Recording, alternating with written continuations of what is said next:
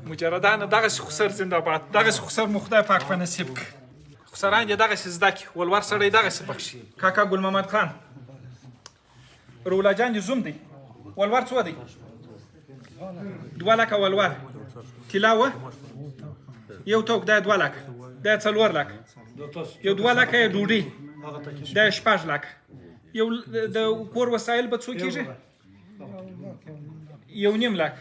دا 7 لکه لور دې تا ته وکالت درکړی دی عامو تا وکالت یې درکړی د دې کاکا وکالت ورکړی دی تا شاهدي ادا کوي عامو تا وکالت یې لور ورته ورکړی دی صحیح شو هره فیصله چې د وکړله هغه د لور فیصله ده رحم وکړه تر څو څه ښایسته ځواني ده څه ښایسته ویښته څه ښایسته خندا کې رحم وکړه چې الله سبحانه وتعالی پر تا باندې رحم وکړي دا 2 لکه دې ټول وربخښلي د خپل لور په اجازه او وکالت باندې د کور په مشوره باندې ټول یې وربخښلي ټول یې وربخښلي زنده باد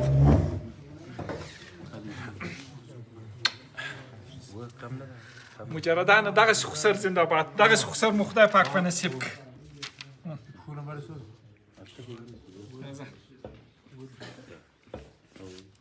داسې خسر زنده باد خسران دې دغسې زده کړي ولور سړی دغسې بخښي خدای دې نیک مبارک قدم دې خدای پاک بختور کړي